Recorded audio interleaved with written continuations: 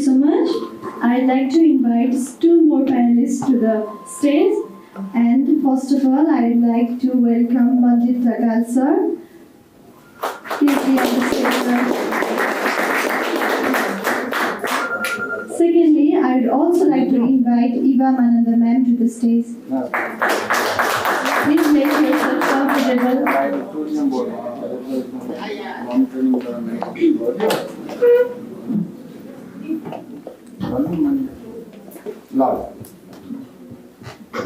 Good morning, everybody. Namaskar, Assalamu alaikum. I can see the morning coffee kicking in. Everybody is so fresh and excited.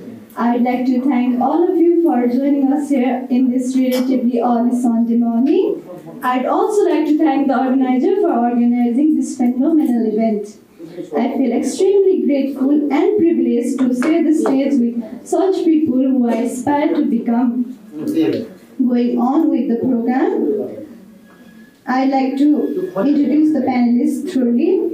First, we have Ganesh, sir. He's ex-Environment, Science and Technology Minister. He's also Goodwill Ambassador of National Academy of Science and Technology, shortly known as NAST.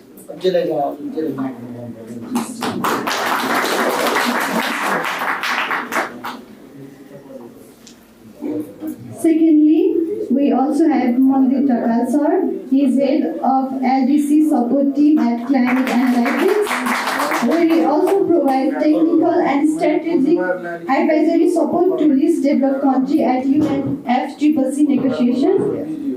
We also have Eva Manandhar ma'am. She's one who has many hats on. She's currently working in preparing integrated river system resource management plan of rivers of Chaudhary Modest landscape. She also previously worked in preparing master plan for conserving same area, and she is also a team leader of WAS in Rasua district, WAS standing for Water, Sanitation and Hygiene. Currently, she is a facilitator in Land Our Future movement. Let me also introduce myself. I am Dikshya Panta, and I am currently doing my intern in RED Plus Implementation Center. I am also a core member of Land Our Future, and Land Our Future is a national movement of youth which tends to make people more aware on land degradation and its contributing factors. It also helps to minimize effects on agriculture, forestry, and environment and development as a whole. It has 4 cross-cutting subjects, namely land and soil protection, agriculture and food security, environment protection and sustainable development, forest, biodiversity conservation, and climate resilience. To meet our objectives, we conduct rigorous activities, campaigns, research and field work. We also strengthen farmers, women, youth to speak up for their rights and help us in our journey. Let us move on to the topic of the session, which is environment protection and sustainability education. As much as it has been a hot topic and has been successively addressed in the past as well as current addresses, we are certain that it is of prominent importance. We try to cover as much as possible given the paucity of time. The speakers can add up to their personal anecdotes and experiences which could contextualize the topic as well as make our conversations more organic. Without any further delay, let us move on to the title. Starting with Manjeet Dhakal, sir. Sir, would you explain something about your journey and how you did your rounds and how you were able to connect Nepal in such a global platform?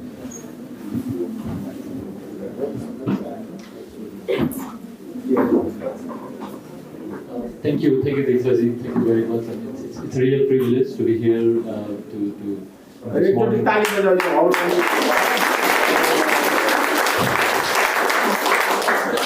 Thank you, Ganesh. Bangladeshi guest welcome to our Bangladesh friends. So this was especially, we have always been motivated with this kind of energizer from Honorable Ganesh.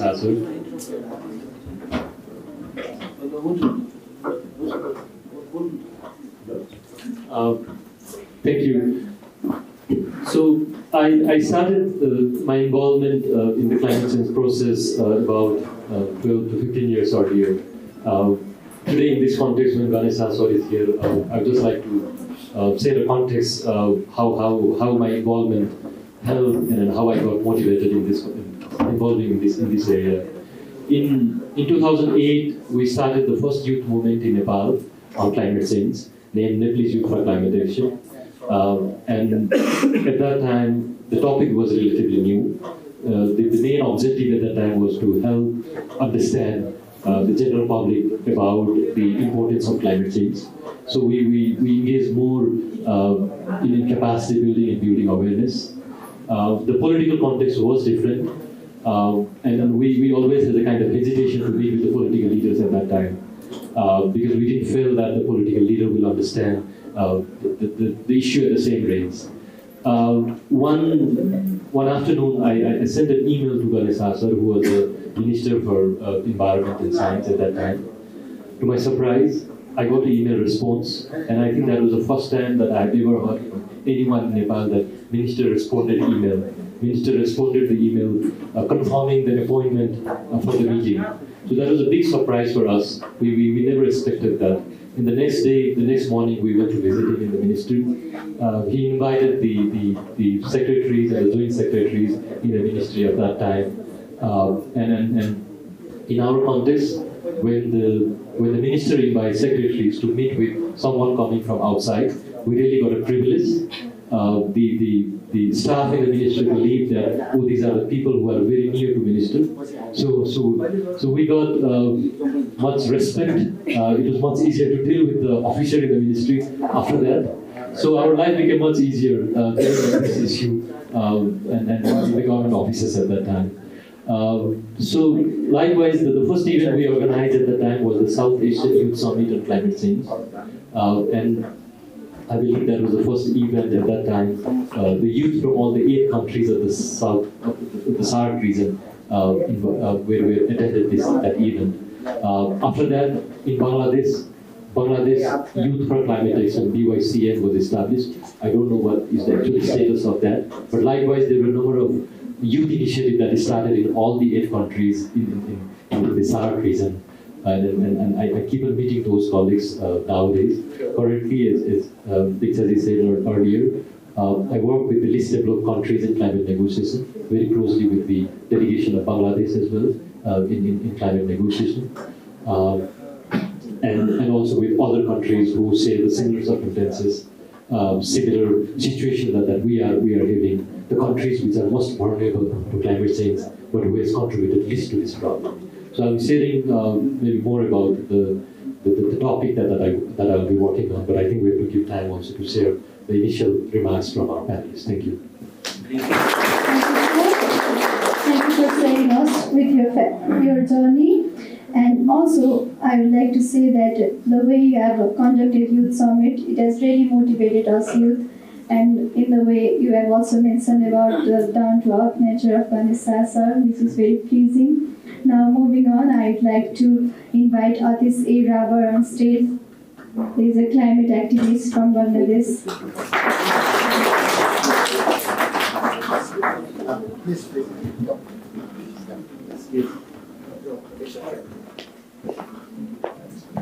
Thank you, sir. Moving on, I'd like Eva Manandhar ma'am to say something about her role in tree conservation. Thank you, Dikshya. I'm currently working as a river natural resource management co-planner in Rashtrapati Moderator Conservation Development Board.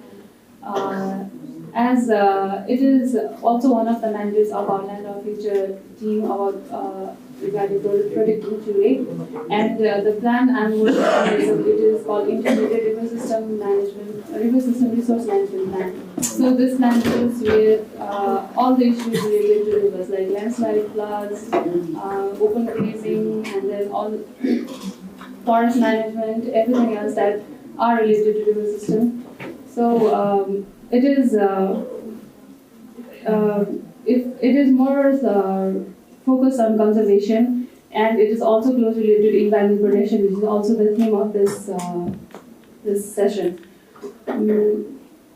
Even though we can hear many negative news about the Chaudhary region in our newspapers every day, like the illegal extraction of riverbed materials and all. And it is true that the main work of this board should have been controlling those works that degrade Chaudhary, but it is still on the way to achieve its target, and yeah, we are working on that. Thank you.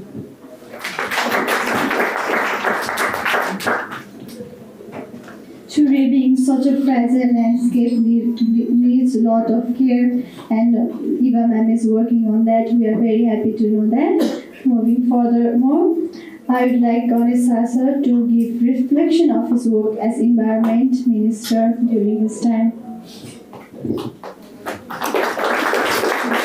So, thank you very much, everybody. It is a very good morning, and very pleasant to see that two countries' youth are talking about the environment and climate change. So, first of all, I welcome our Bangladesh delegates which came to Nepal in this program. So, while Dikshya was asking, when I had the ministry, you see, so I think, wow, what is the relation between Nepal and Bangladesh? And the only one relation is that we are connected to water. So the water goes from Himalaya to Bangladesh, Bangladesh, you see. So if there is a climate change impact, it will impact not only Himalaya, it will impact also the Bangladesh, you see. And you know, I have a very unique relation of my life that when I was the students, Bangladesh was formed, you see. That time, the Bangladesh formation was that time, you see. So the first Bangladeshi students came to, I was studying in the Soviet Union, Moscow. The Bangladeshi came, and that time we were talking about the Bangu Bandhu, you see. So that is from the liberation, you see. So that's another history of my life. So when I was the minister, I think why ministers should do the climate change and environment issue. And I thought, who will be most vulnerably affected from the climate change is the youth. With the seniors will be already past by our age, you see. So youth has to talk, to know, to be active more on the climate change issue from different perspectives. That's why when the Manjeet email came, I immediately responded. And I still try to talk to our policy makers, decision makers, scientists, everybody that now there should be the maximum role of the youth involvement. And so I am very happy that this Nepal-Bangladesh youth conclave, what do you call it? Youth conclave is discussing this issue. So I will deliberate in my further issue. I'm still, as she told you, that I am also the good old ambassador of the National Academy of Science and Technology, because that time when I was the minister, we initiated a knowledge management center on the climate change knowledge management center, so that any knowledge which will be developed, that will go depository in the NAST. At the same time, Manjeet knows that we initiated that as the NAPA. Now there is a new version of the NAPA, and I feel very happy sitting with him, and the Manjeet said that now I am in Nepal, but Manjeet is a global person, you see, because he is already the advisor to the UNFCCC LDC chair. So whenever I feel, you say that the investment in the youth brings result. If you don't believe, see the Manjeet.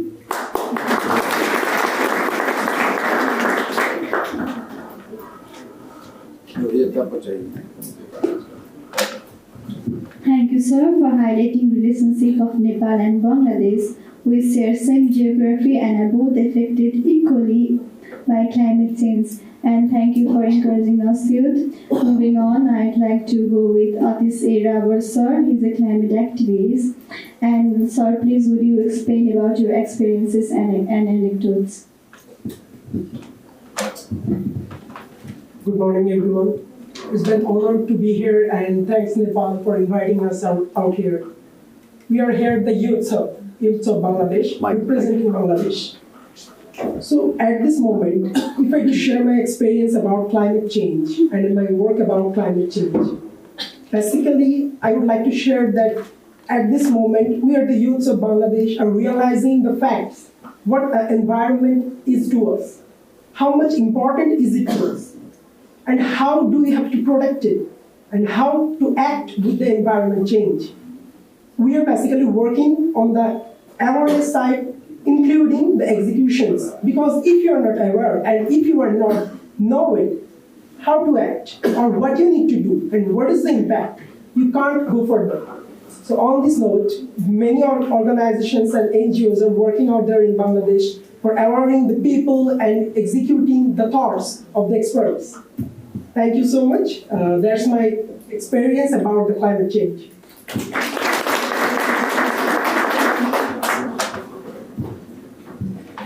Thank you for your enlightening words, sir. We like your love towards action and how Bangladeshi youths are moving forward in the field of climate change and protecting their country.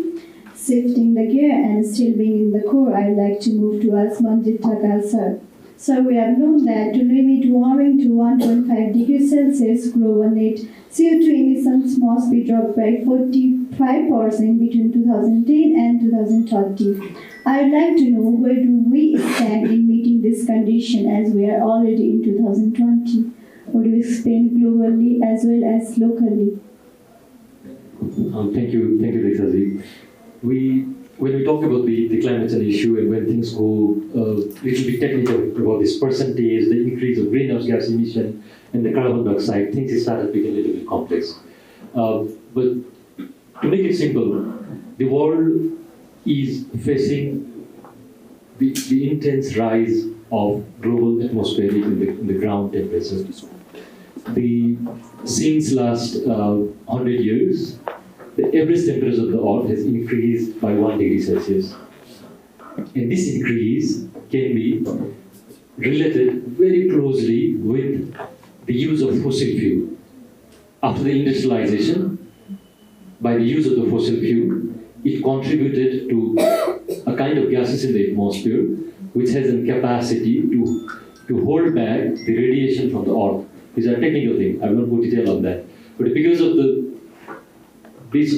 rapid use of the fossil fuel, which have a direct impact to the Earth atmosphere, the temperature is rising.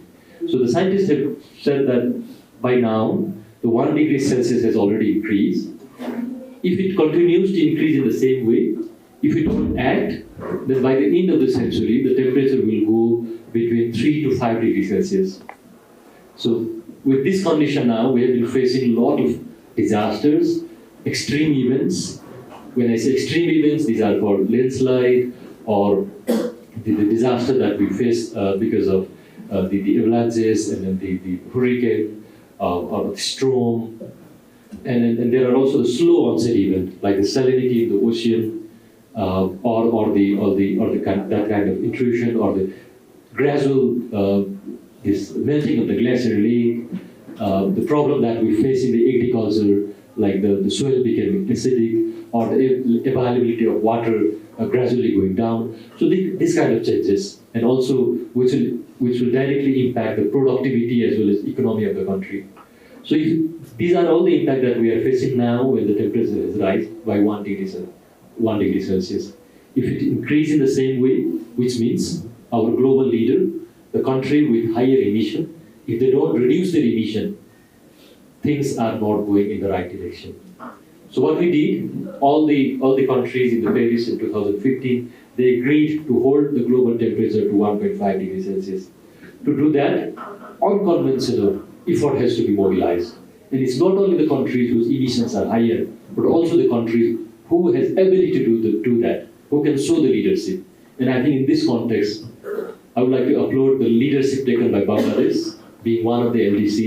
The kind of context we had in the international negotiation is this is only the responsibility that developed countries should take it. This is only the leadership that the wealthiest countries should take it. But what Bangladesh has done is, Bangladesh has declared in the next 10 years, Bangladesh, without getting any support, will reduce 5% of its emission. If Bangladesh gets support from other countries, Bangladesh will reduce additional 15% of its emission. So, this bold announcement from Bangladesh has helped all our countries in the least developed country group to motivate ourselves to take leadership. And it has changed the perspective that we should not only show ourselves as a victim, but we can also show leadership. So the whole narrative, the perspective of victim moving towards the leadership has been the leadership taken by the Bangladesh. So we really appreciate it, and we are really proud to have a young colleague, a young team from Bangladesh coming here and sharing this to our youth as well. Getting inspired from Bangladesh, Nepal has also started working on a similar note. So currently I myself is involved supporting the Ministry of Forest and Environment to formulate a similar target that Nepal can take. We are still working on it. We are doing research on how much of such kind of target that Nepal can take. If not in terms of carbon dioxide percentage of reduction, we are also thinking of maybe taking a target on electric vehicle, forest conservation, the emission that comes from agriculture, and a number of other things. So we are not to that level in terms of what Bangladesh has shown the leadership, but we are trying to go towards it. And I think this kind of combination of Bangladeshi youth coming here, interacting with the Nepali youth, I think this will help us to achieve that target in the future. So I really want to request all our Bangladeshi colleagues to share this message to your leaders, to your professionals who are working in climate change back home, that Nepal is inspired by what you have done, and we urge Bangladesh to continue showing the leadership in this front. Second thing, very briefly, I've shared this note in many of the discussion where I'm involved, the role of youth in climate change. As I said earlier, the temperature has already increased by 1 degree Celsius. By the end of the century, if things go in the same way, we will have to face a temperature rise of about 3 to 5 degrees Celsius. So what scientists have shown us is, in 2035, the temperature will hit 1.5 degrees Celsius, which means the temperature will rise by another 0.5 degrees Celsius. And they have done an analysis of the life expectancy of the people around the world. So what they have shown us is the people who are more than 60 years of age, today who are more than 60 years of age, only 50% of them will be experiencing that 1.5 degree in 2035, which in a very rude term means they will not be alive in that time. That's the average life expectancy that has been seen. So the people who are more than 60 years of age will experience 1.5, only 50% of them will experience 1.5 degree. But the youth who are below 16 years of age, 97% of them will be experiencing the increased temperature of 1.5 degree in 2035, which means the younger generation will be the one who will be facing a trouble, who will be facing the huge impact because of increase in temperature. And if you further go on this study, if you can analyze yourself, the generation who are not born today, they will be the one who will be experiencing more impact in future. So if it's not about who you and me, it's not about US or Europe or Bangladesh or Nepal or India or China. If we don't take leadership, then the future is going to be very difficult for us. And I think, as it was said earlier, as Ganesh also said earlier, it's a youth who have to show this path. So I urge all the colleagues to take this leadership, to show a path to our leaders, to guide the work that our leaders have been doing, and then speak, raise their voice. If the actions are not happening in line with, if the development is not in line with the climate change, then we have to speak this. I will just take one example in Nepal. It's not good to show a negative side, but I think these are the similar things that are happening in our region. The use of the coal, the use of the fossil fuel is still increasing. We became a first country to establish a petroleum pipeline in the region. And that's a similar case in Bangladesh. There are still some countries who wants to invest in coal in Bangladesh. So I think these are the kind of topic that we have to speak up, show the real path that the world should move ahead, and encourage our leader to move towards the cleaner energy. The future is clean, and the future belongs to younger generation. Thank you. Thank you so much for simplifying climate change and awareness about the climate emergency we are in. And I'd also like to thank you for bringing out the relationship of Nepal and Bangladesh and how Bangladesh could be a role model not only for Nepal but all the developing countries as a whole. And you also said that youth are more vulnerable to climate change, which is quite true. And from Eva ma'am, I would like to know how much responsibility should really lie with individuals of the developing country for environment protection and what are the possible actions? Thank you for the question, Deexetz. Regarding environmental protection, I'd like to every one of you present in the audience to think about protection, the words environment and protection.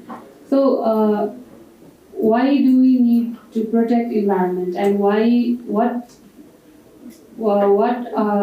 from what do we need to protect environment from, and what is the difference between conservation or maybe protection or preservation? When we really understand these three words, then really we can move on to action. And as Dikshya was focusing on the things that we can do as a youth for environment protection, I think there are 3 points that we should understand for environment protection. The first one is education, which is also the theme of this session, that is sustainability education. Sustainability education, as the word speaks out, that talks about how we can create a just society, the education that teaches us how we can make our actions and our actions that will help to make a sustainable environment. Are we getting that education or not?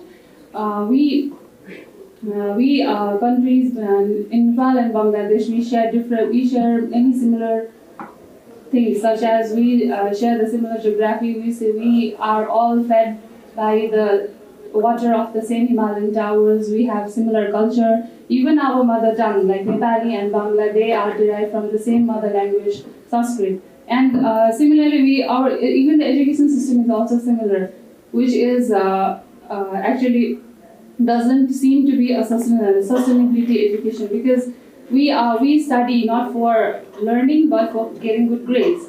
So as now in this stage, now we have access to more information technology. We can now have access to more sustainable education, and through this we can use this education for another point, that is action. So individual action would be, even though we hear a lot of things in this every day about how the events that are going around the world. Like even the third Nepal-Bangladesh Conclave is one of the events that is that aims for environment protection. About the climate change conferences going all around the world, even the massive tree plantation going all around the world, even also the Greta Thunberg's Friday climate strike. These are all the things we hear about every day. And at the end of the day, when we think about our daily life and we judge that what have we really done for environmental conservation? Is there anything? Did we have we carried our own grocery bags and not use any plastic bags while we bought something? Did we turn off our lights when we come here for this conference? No, these are the small things that we need to do in the individual level, and not just youth but everyone. And third thing I would like to focus is being responsible for environmental protection. Our constitution guarantees good environment and healthy environment for a living. even Bangladeshi constitution also says that there is everyone has the right to live, and right to live means right for a good life means good environment is already inculcated implicitly in that constitution. So when we talk about our rights, when we ask for our rights, are we doing our part of responsibility or not? Because those constitution is not made by someone from other universe. We are the ones. Our seniors, they are the ones who made the constitution. That means we also are responsible for providing the rights. That means we also should be responsible for the rights that are given by our constitution. So I'd like to focus, as I said, education, action, and being responsible. These three things should be main focus for the environmental protection. Thank you. You mentioned about the daily details which would be incorporated into our daily life, which would help in environment protection, which was quite informing. And you also mentioned about the rights and duties of youth in environment conservation. Moving on with that, I'd like to ask Ganesh sir that we have a very sad story from Dilip Kumar Mahato, who was crossed to death by tipper for protesting against illegal extraction of riverbed materials. We see youth emerging, we see them doing some good work, and instead of being awarded, they are punished like this. I would like to know where do we stand on this as declaring him as environmental martyr.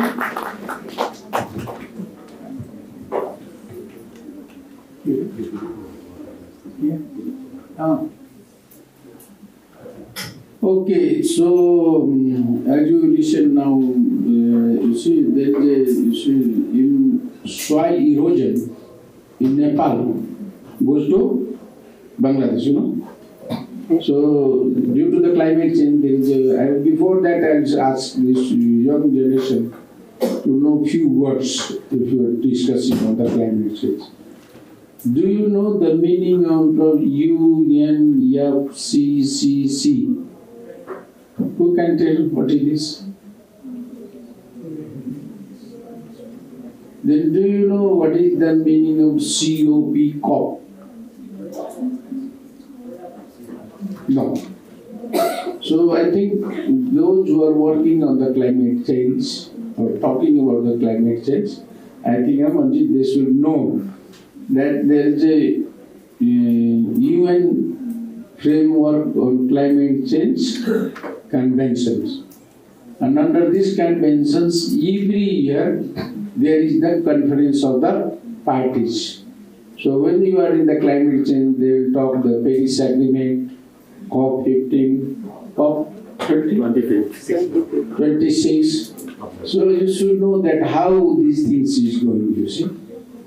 Now I will talk about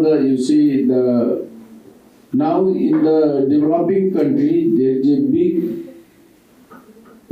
pressure on the natural resources, whether it is a water, whether it is a coal, whether it is a petroleum product, or whether it is a stone, aggregates, etc. You see.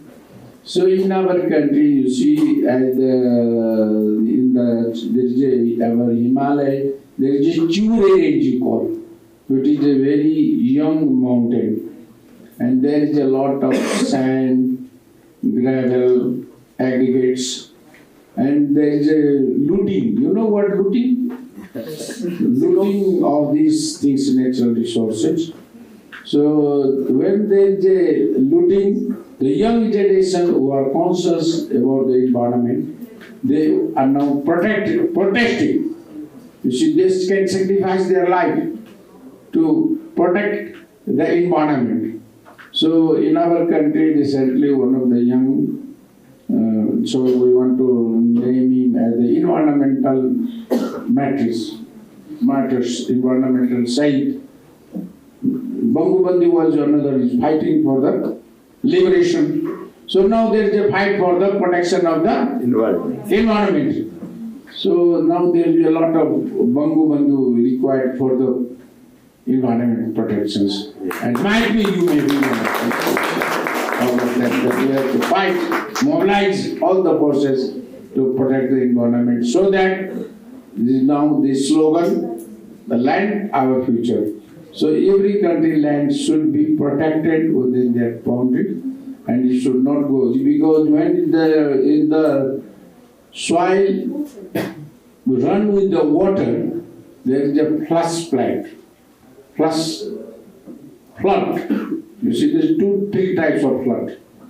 So in that sometimes when you see the very dirty water, then this flood means a lot of disasters. You see, there is a glacial lake outburst flood, there is a river flood, you see landslides. So for that we have to all protect our land and it should be environmentally protected. And the soil health is also important because everything we eat, it comes from where? From soil. From soil. Whatever you eat, it comes from soil and we call it is the virtual water. Anything without water you can't eat. Anything we eat, it doesn't come without water. So there is now, when the young scientists talking, what is your water footprint? What is your carbon footprint? So now young generation has to be a sustainable consumer. You should, you see the developed countries, Prime Minister of head of states goes on the bicycle.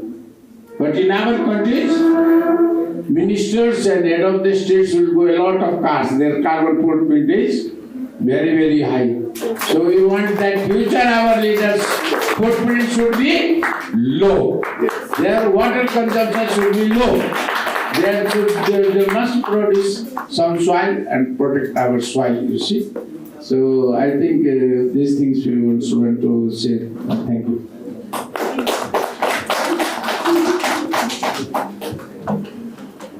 Definitely, we want injustice to be replied by justice, not by mercy, not by carelessness or negligence. Thank you for your commitment, sir, and under your guidance, maybe much more is possible. And again, coming back to Atish A.Rhabar, sir, I'd like to know that we know that Bangladesh has set ambitious goals. We would like to know what are the grassroots level activities you are conducting to achieve that.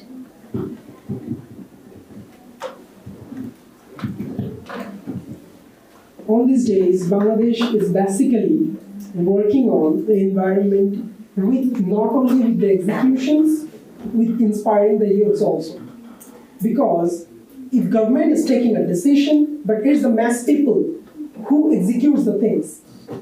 It's the mass people who are responsible for the change. I just want to go with a question. At this moment, our temperature is rising. Who's responsible for it? We are going to blame our older generation? The question is here, are we going to take the blame too? Yeah. Are we going to take the blame too? Or we will act and put the brakes on to stop this situation right up here? Because if we are not doing that, our next generation will come and they will blame us just up here. So it's not the thing what government is only doing. It's the thing what we are doing. I would like to quote Mr. Bill Clinton, the president of USA. He said, when you win the election, don't ask your country what it can give to you. Ask yourself what you can give to it. Isn't it? Basically, we are not only working for our country, we are working for the world. You want to be a Superman or a Wonder Woman, just go up there, plant a tree. You're there. Isn't it? Obviously. So, we have to act. We have to act according to plan. The plan will be made by the government and the specialists. As we are youth now, we cannot claim that we are the experts here. The experts will make the decision and we are the youths who will be responsible to execute these things. So it's our duty to execute, to follow up. One day we will be the experts and we will give the decision and the next youth will be executing those decisions. This is the way and rule of command to follow, and this is the way we can change everything, not only the environment. We are talking about environment here because this is the primary need we need. Basically, we all want to live. We all want to live in a proper way, and that includes the environment, isn't it? Okay, it's very much cold up here in Nepal. You are thinking 2 degrees Celsius is increasing. Now it's still a bit warmer. It's nice. But no, there's 37 degrees in Bangladesh in winter. If it goes to 39, that's hampering us. The border separates us, but we are still the people of this world. We should take care of each other. We should take care of everyone of this world. So we need to act according to it by the rules and by the expertise decisions. These are the things basically we are the youths are working on for Bangladesh, because Bangladesh has already achieved 15% emission, as Sir said. But how it happened? Does the only government did it? No. The youths execute those things. The government shows us the way. This is the way you should do. And we, the youth and the government, executed it together. Ma'am talked about the plastic ban. Yes, we are also concerned about it, and we are also working on it. And we are one of the pioneers. I'm proud to be a Bangladeshi, and I'd like to say we are one of the pioneers who are going to ban the plastic, and it will be no more in Bangladesh. We have already written this thing. These are the kind of situations of Bangladesh, and these are the situations that our youths are working for the environment and realizing the facts. Thank you so much.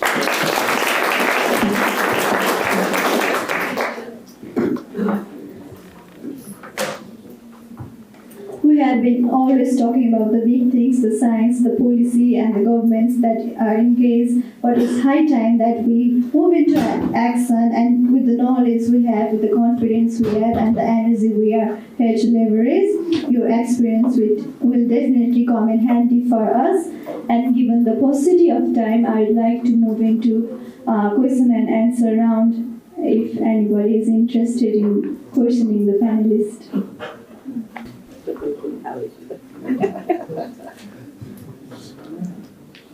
Thank you for allowing me to question. I'd like to ask some questions.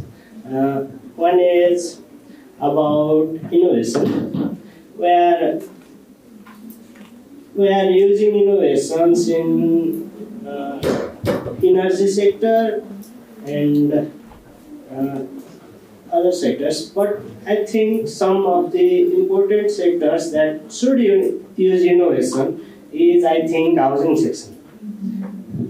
We have used houses, like what type of houses we have, and about innovation, we use concrete buildings.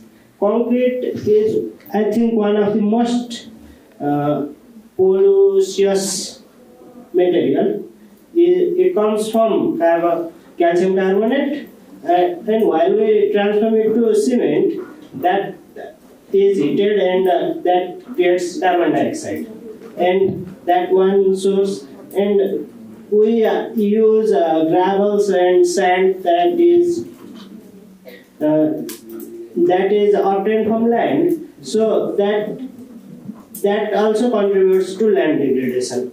And if we go on using concretes, that concrete structures will build. When that is out of use, that still remains there, and that will be hundreds of years that hinders plant growth. That doesn't allow plant to grow in that area. Means that is a lot of carbon footprint and water footprint in that portion, and we are not using innovation. And in Nepal, I think we should change business innovations. I think just Nepal, where I live in suburban area in Bhaktapur, and there was a farm that uses plastic tunnels to grow vegetables, and I just listened that they are selling their farm and they are establishing a catering company. And I don't think that business is going green side. That I think that what are we doing to reduce that type of business and promote the eco-friendly businesses? I think I want to question Shah sir, Ganesh sir. Thank you. I think let us take 3 questions and we'll do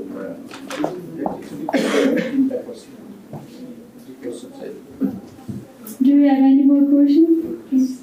Would you be loud enough, or you can also come to the stage?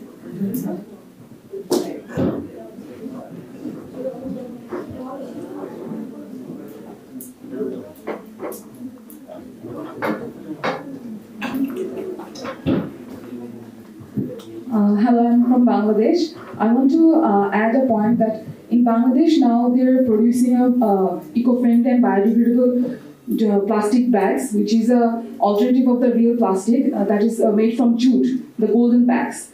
So that is, I think, a great initiative to fight against the climate change. What my question is that, in my opinion, the most responsible for the climate change is the Western countries or the more developed countries. So, and we are being affected due to them. So how do we work together, the developed countries and the least developed countries, together to fight against climate change? Like, they're doing the stuff, but we are getting affected from them. And like, they're producing more plastic, more pollution. But we have to be faced for that. Like, our sea levels are rising, and so how can we do this together?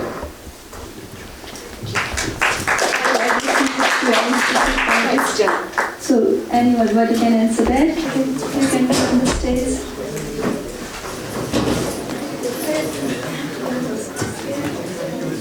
Good morning, everyone. My name is Nepal-Bangladesh. I'm from the JV International College.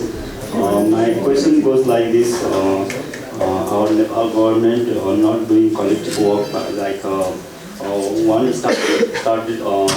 construction started, then after end of that construction, another construction gonna be started. Like you can see in the road construction, there was a pipeline. One start a pipeline project. Then after end of that, then again another one gonna be start. Why our government does not work in collective way, like such a project which can be done in first and which can be done in aggregate level. And another one question is goes like this. I hope most of the people hear about the Dr. Ganesh, who is the recycled man of India, and recently developed Swachh Bharat Abhiyan from the India, and they did a lot of things for their nation. Like Dr. Ganesh Desai, he has been done a lot of things, like waste are managed by the collective form and making such of bricks and different other ways, and which later can be used as a road and different other making houses and different construction level, and the cost level also goes down by the 40 to 60%. So if we start our such things in Nepal, is it possible that our government will help us to doing such things or not? My question goes like this. Thank you.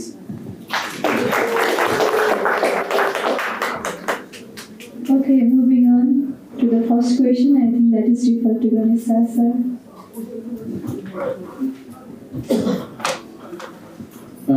Thank you for raising the issue of the innovation. I think, as I already told, that innovation, especially in the climate change sector, is a new thing, you see. So young generation has to come with the innovative ideas. When you talk about the construction materials, it is not only the houses, it is the hydrocarbon constructions, how much with the less carbon footprint you can bring. There is the other road construction. So all these construction materials, there has to be a lot of innovation, research. I agree with that, and that's why I'm talking that knowledge centers has to be developed. The research sector is one. Regarding your this tunnel and others, you see, these are the things has to be studied more. How much is the carbon footprint? How much is the carbon emission? How to reduce the carbon emission? How to maximum use the water efficiency? How to use this? These are the things scientific and technical research. The government has to invest. That's why we have been raising the question that there is a global fund, it's slightly interrelated, that under the global fund on the climate change, green economy, there's others. From that, the money has to come for the research and innovation in this sector is one thing, I think. Another was the question regarding the digging the roads, again digging other things, you see. This is what I call that there is a very lack of coordination between the different agencies. So now the government is pressing on it that this should not be repeated. So let us hope, and I think the young generation has to raise more voices on this. Sometimes, like I told that you see, if you do that new road is again dug, you should put a sit down or a strike or go to the Navratri. That why do you dig it 2-3 times? You see. So these things, the youth voice has to be raised. You can raise that different way. You can use your social media. You can use your editorial letters. You can go give the letter to the concerned authorities, the ministers. But the lastly one thing is that youth has to be active. Your proactive role is very, very necessary. That it is just sometimes you say that today youth will be sitting with the Facebook and what is happening in the nearby, they don't worry, you see. So now you have to think about all these things, what you say on the road, use the social media also for protecting the environment and anything what is disturbing, what is destroying environment, you should do. You see, that's what I think. Now Manjeet can tell more about the international things. He is the international expert. Thank you, sir. I will start with this, the first one about the melting of the Arctic and then it was related to the health effect.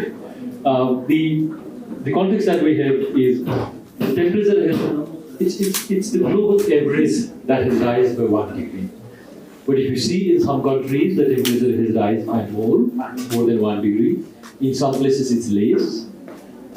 If I just take an example of Nepal, our maximum average temperature, which in Nepal we call Adhiktam Tapram, has in last 42 years, it has increased by 2.5 degrees Celsius, which means in Kathmandu, during the hot summer, if the temperature used to go 30 degrees Celsius, now onwards, it has become 32.5 degrees Celsius.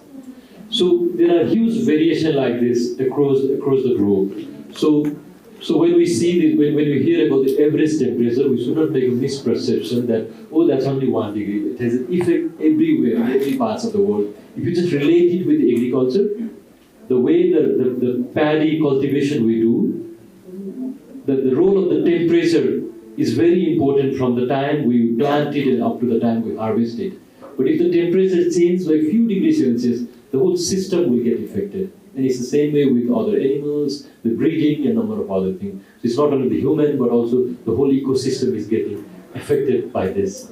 In terms of relating it with Ebola or the coronavirus that we are facing now, it's a little bit difficult to relate it directly.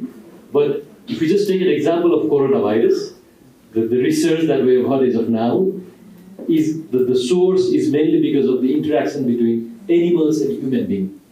Because of the rise in temperature, because of over extraction of the resources, because of the way the natural resources are being damaged by human beings, the wild animal is being difficult for them to stay in their place.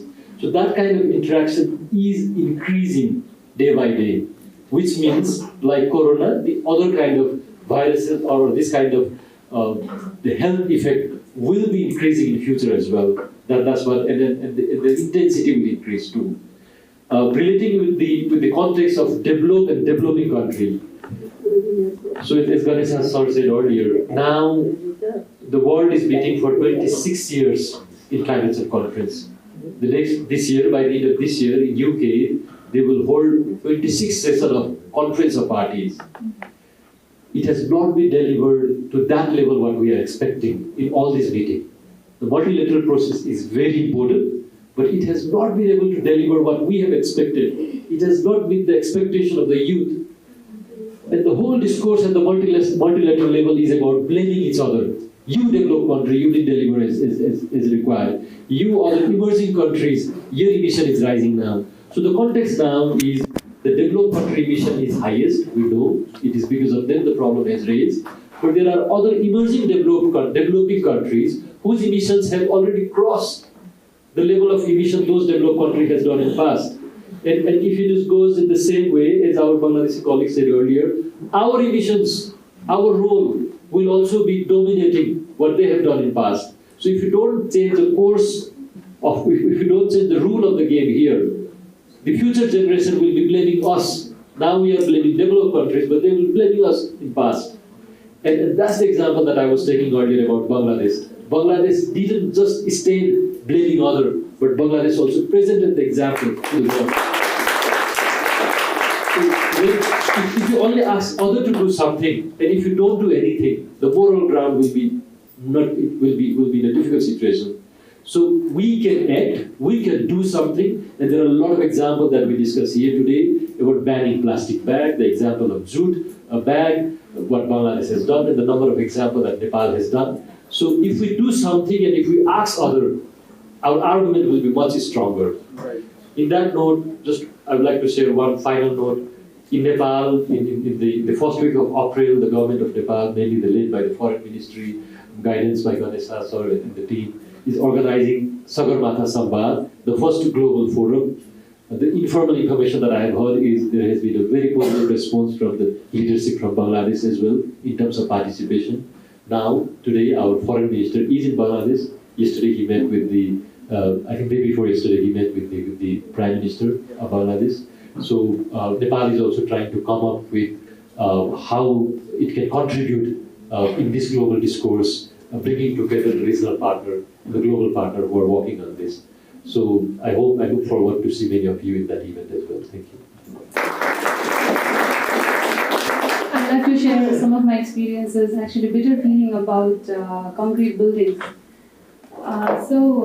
We have been seeing that concrete buildings are everywhere nowadays, even in the villages, and the local materials that we used to use, such as like wood and mud that we used to use for making houses, which are very climate friendly, are now replaced by concrete buildings. And when I first landed in the United States, and the state where I was in, it was not like New York, the big tall buildings, concrete buildings, but it was a very village type of state where houses are made of wooden houses. So I was very shocked because even though we are like one of the least developed countries and we are building houses that are made of concrete, which technology was developed by the Western culture, and we are using those concrete as our building materials, and they are using weather-friendly houses which we used to make back in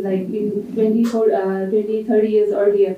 So is it we are importing not so suitable technology in our country, and they are using, they are going back to the technology that is environment friendly. Is it like drug dealers are not drug users as such?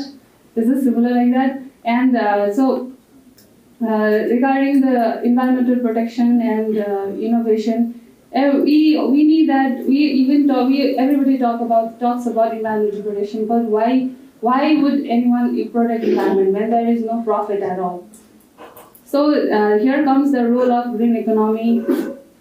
So there's I think there are various startups working for green economy these days, and when people see money, when people see profit in producing green products, then only they will move to in more environmental friendly products. That's what I want to say. Thank you.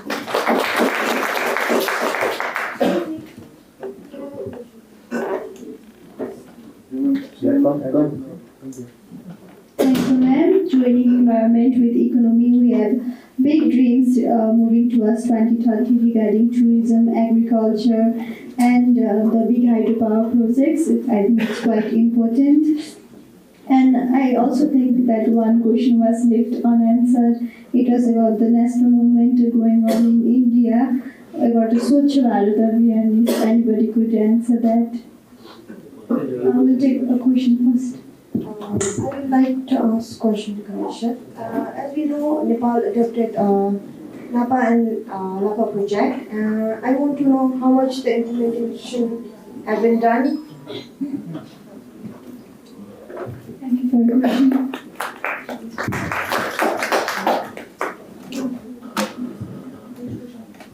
You see, this Napa, Lapa, Kappa, you see, so many things they are going, you see. But as you see, the projects are there, but they are not up to that level, which it should be go on the implementation. You know, under the first Napa, that the 80% of the fund has to go to the local government for the implementation. But this now the revised version of the NAPA is came. But I think now as we have the three types of the government, the central government or federal government or the provincial government, the local government. So now I think youth have to lobby or to advocate with the different level of the governments, because the effects of the climate change is differently at the different geography. For example, if it is on the Himalaya, it is the melting of other things, mountain may be another, Tarai may be another. So I think now the task has come that it should be work on the three tier of the government. Another was the Manjeet was saying about the relation between the climate change and the health. There is another work going on through the Ministry of Environment, what is called NAP, NAP, National Adaptation Plan from the health perspective. So government is working more or less on the different issues. But if you ask me from as an individual, it is not sufficient. And why it is not sufficient? Because there is not sufficient pressure from the young generation. So what I urge all of you, that you make more pressure, means when the government is or the parties are doing their manifesto, the election manifesto or other, you should lobby that they put in their election manifesto that the task that the local government other will give more emphasis to this. Another question, what you say about India? Swachh Bharat, you see, I tell you, you see one thing, I don't know whether this audience know. All of you know the name of the Mahatma Gandhi. Yes. You know? So there is a Mahatma Gandhi. When we are talking about the Swachhta and others, if you say in the Swachh Bharat Abhiyan, there is a Gandhiji logo, you see. Why it was that? Because Gandhiji made a statement. Sanitation is more important than the independence. It is correct, you see. So sanitation now becoming a big challenge, especially for the India or any developing countries. We are talking about sanitation, you see, till now only the toilet. But we are not talking about the total sanitation. What we call the fecal sludge management, the pollutions, river, so many things in there. So that's why what India is doing in Swachh Bharat Abhiyan, I normally watch what they are doing. They are doing, I will say they are doing well, but it is still a big challenge for the India. At the level of the cultural, the level of the population is doing, so it is a big task for the India also. And you see, there was one thing when somebody asking the cooperation. this climate change. There is one is the national, international cooperation, but the climate change issue we have to do some regional cooperation. So I mean, raising these issues when there are the SAARC countries, science and technology minister conferences, that the scientific issues has to be discussed on the climate change on the SAARC minister level conference, SAARC countries, at the same BIMSTEC. So what are the regional forum? They are also, and I think in the SAARC there is Manjeet can exactly quote that in the SAARC the declaration, Thimphu declaration it is. In the SAARC Thimphu declaration, we have that the SAARC countries will work together to mitigate, to adapt on the climate change issue.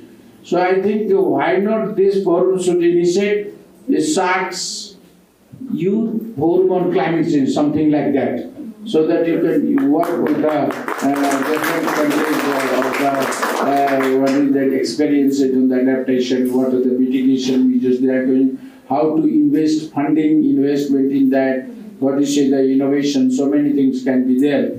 So I think these are the new initiatives also on the political level, on the youth level, on the regional level is also very, very important for that.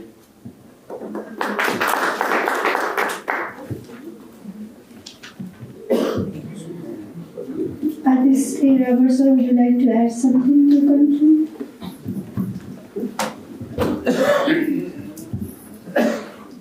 Thank you for giving me the mic again. I would like to ask to you guys, to my friends, my beloved friends, I'd like to take an oath from you guys that you guys will make me a promise today that we are going to say our next generation at least one sentence. We have tried. We have tried our best to save it. Can you guys make it? Yes. Yes. I can't hear it. Please louder. Yes. Thank you so much.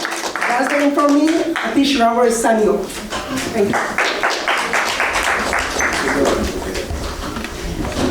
Thank you so much. We all know that we are on the verge of achieving middle income status, and for that we have big aspirational projects and dreams. I'd like to thank all the panelists for providing their insight on their knowledge and experiences, and also dissecting their individual beliefs.